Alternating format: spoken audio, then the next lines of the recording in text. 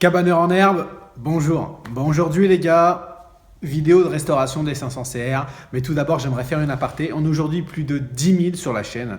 Donc un grand merci à vous. Il y a énormément de choses que je fais aujourd'hui qui ne seraient possibles sans vous. Toutes ces aventures, c'est aussi un peu les vôtres. Donc voilà, un grand merci à vous. Et puis maintenant, on attaque le démontage des 500 pour voir ce qu'on va devoir changer. Bon, on va commencer par celle-ci. Donc c'est pas compliqué, en fait je vais faire un tour de la moto, je vais un peu tout regarder, puis je vais lister sur une feuille de papier ce qu'il faut que j'achète, pardon. Donc je vais pleurer ma race à mon avis. Je vais faire la liste, tout ce qui est par exemple avec de quel pied, voilà. Je vais regarder s'il y a du jeu au niveau de la jante, s'il y a du jeu au niveau de l'amortisseur, etc. Enfin voilà, déjà faire un check rapide, puis après je prends le moule bif et je le mets là. Allez mec, il faut que je vous montre un truc. Je sais pas si vous avez déjà vu ça matin, un peu ça. Ça, c'est une réparation Mind in hollandaise, mon pote. Ils ont dû faire un soleil, à mon avis. Ils ont cassé le garde-boue arrière. Et du coup, plutôt que de racheter un garde-boue, ils se sont fait chier avec une plaque en métal.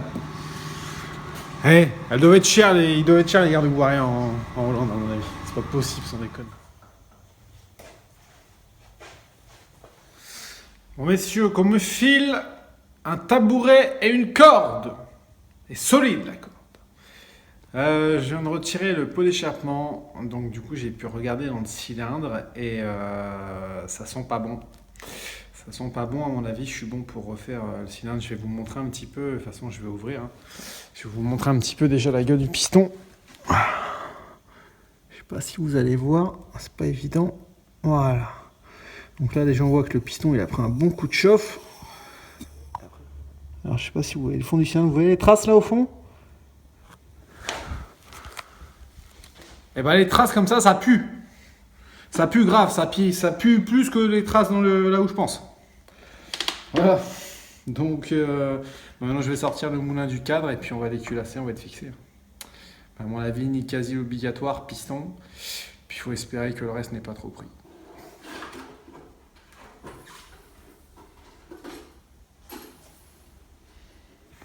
Bon, vous allez découvrir ça en même temps que moi. Attends, c'est un peu une galère à une main. Je crains le pire, vu ce que j'ai déjà vu. Voilà. Bon, ça va. Je m'attendais à pire que ça. C'est l'heure de sortir la surprise du Kinder, les mecs. Ouais. J'ai mis le manteau d'api parce qu'on se pèle le jonc grave. En fait, il est teuteur. Il est quelque chose comme, je crois, 11h ou 11h30. C'est la première moto que j'ai à dépouiller. Il me reste encore deux derrière. Donc je sais que là je vais passer ma night. Elle va me faire suer la salope. C'est bon, j'oublie. Le tonton est dans le bar. I repeat, le tonton est dans le bar. Ah. Bon, maintenant je vais pouvoir checker l'intérieur de la partie cycle. Je vais pouvoir regarder s'il n'y a pas de fissures, etc. dessus. Histoire de faire tout le prévisionnel pour le changement des pièces que j'ai déjà fait là, je vais vous montrer un petit peu. Voilà, ça c'est mon petit sandwich jambon beurre.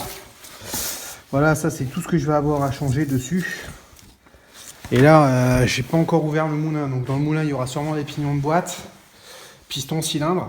Voilà, donc ça de toute façon c'est un truc qu'il faut savoir quand vous achetez des vintage, c'est que même si la moto vous l'achetez pas cher, même si elle est en bon état, ça reste des motos qui ont entre 20 et 30 ans selon l'ancienneté de la moto, et vous allez y reclaquer mais quelques milliers d'euros, il faut pas rêver. Ou alors vous les achetez très cher de base et elles sont complètement refaites. Et encore, vous n'êtes pas à l'intérieur du moteur, à moins d'avoir une personne vraiment de confiance, vous pourrez jamais vraiment savoir si le travail a été fait correctement. Puisque là par exemple j'avais le moteur qui était chibré, je vous l'ai montré à la vidéo et je pense que ça va être pire que ce que j'ai vu par le trou de l'échappement, et pourtant la 500 elle roulait, comme quoi elle est vraiment increvable cette moto. Visiblement c'est un serrage aux quatre coins et ça roulait quand même. Donc le problème c'est que si on donne une moto comme ça à un bon pilote, dans le sable, le mec il s'explose quoi. C'est un coup à ce qu'il mette vraiment le moteur en mode tirelire sur un seau et puis il se retrouve dans une boîte en sapin. Donc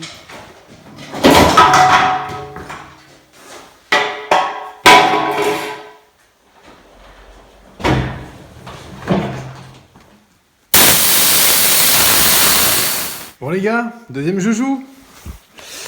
Celle-là, normalement, c'est celle sur laquelle j'aurai le plus de taf, je pense. Enfin, quoique c'est pas sûr, vu l'état du du moteur sur la première. Par contre, en regardant le pneu, en la mettant sur le pont, je trouve un truc bizarre. Je me suis dit merde. On voit que le pneu il est comme ça. J'ai dit c'est bizarre quand même ce dessin. Et en fait j'ai regardé le sens de rotation, je sais pas si on va le voir. Il va être là quelque part, ah, il est là. La flèche, elle va par là. Donc le pneu il était monté à l'envers. Sacré mécano les gars, sacré mécano. Bon allez, j'attaque le démontage et puis j'espère que dans celle-là, j'aurai pas trop de surprises au niveau du moteur.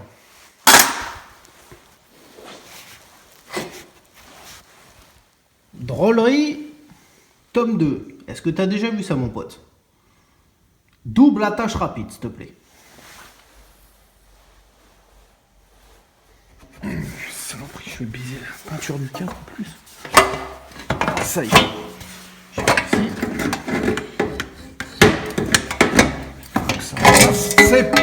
Je me suis mis un coup dans le genou. Ça commence à faire des ronds, tout ça. Je crois qu'il va falloir que je vende un organe. Donc, s'il y a des gens qui sont intéressés pour un rein ou autre, voilà, ou des poils de barbe, parce que comme vous le voyez en ce moment, je laisse pousser. On dirait que j'ai pris 10 kilos avec ma barbe, là, c'est un truc de fou. Eh les gars, faut que je vous montre quelque chose, ça me file une mimole. Regardez ça. Franchement, c'est pas stylé ça? 2 moteurs de 500 sur l'établi. Je sais pas à quelle heure il est, je vais chercher la 3e moto et je démonte le 3e moteur. Donc j'aurai 1, 2, 3 moteurs. Bon après j'en ai d'autres en pièces, mais on va s'arrêter là. La petite dernière, vous la reconnaissez sûrement celle-là. Vous l'avez vue sur d'autres vidéos, notamment une vidéo qui a fait 200 000 vues. C'est un truc de ouf. Avec monsieur Badenet sur la même vidéo. Donc en fait celle-là, il n'y a pas grand chose à faire dessus, elle est relativement propre. Je vais quand même faire un piston parce que je ne sais pas combien elle avait d'heures à la base, donc on va prendre les codes du cylindre, mettre un piston neuf dedans. Je sais qu'au niveau de la boîte, j'avais l'impression d'avoir la 2 qui se verrouillait mal, enfin bref, je vais vérifier. Et puis normalement c'est tout. Normalement, c'est tout. On va quand même checker le reste du moulin, histoire d'être sûr. Et puis voilà, quoi. Enfin, là, comme vous le voyez, ça, je ne l'ai jamais montré en vidéo, mais j'ai fait un petit guidon. En fait, on a tourné une vidéo avec Alexis Collignon quand on a fait la création du team pour aller chercher les partenaires à droite, à gauche. Et donc, lui, il avait ma 450 de l'an dernier. Et moi, j'avais ma 500. Et en fait, j'arrive, premier tour. Tout se passe bien, au ralenti, machin. Deuxième tour, je me dis, bon, allez, je me chauffe un peu, j'attaque un peu plus. Premier saut, deuxième saut, troisième saut. Putain, troisième saut en l'air, j'étais déjà un peu en arrière. Et puis là, je ratterris. Au moment où je ratterris, en fait, j'ai la poignée de gaz qui reste bloquée. Au niveau de la tension du câble sur les 500, à l'ancienne, il y a une petite roulette qui s'était complètement desserrée. Donc, j'ai le câble qui a bloqué. Elle est partie en welling d'un coup. J'ai pris une sale tôle, j'ai vu le ciel d'un coup, je me suis dit, ah, bon, bah là, c'est mort. C'est mort, le fils de mon conseil, Louis, m'a dit, mais pourquoi t'as pas appuyé sur le bouton d'arrêt? Et puis, j'ai pas eu le temps, je te jure. Je peux pas m'empêcher de faire du bruit. Bon, les gars, surprise, qu'est-ce qu'il y a sur l'établi? Voilà, le dernier moteur, avec les 2 autres à côté. Bon, maintenant la dernière étape, ça va être d'ouvrir les moteurs, de lister tout ce qu'il faut en termes de pièces pour l'ajouter à la liste qui est déjà présente là d'un point de vue partie cycle. Donc il va falloir des pistons, il va peut-être falloir des bielles, enfin bielles je pense pas, mais au moins un pignon de boîte, des pièces d'embrayage, etc. Donc ça sera dans le prochain épisode, ça sera la fin de cet épisode pour cette vidéo-ci. Et puis bah les gars, on se voit bientôt avec le team d'Afi Michelin Wonderbike.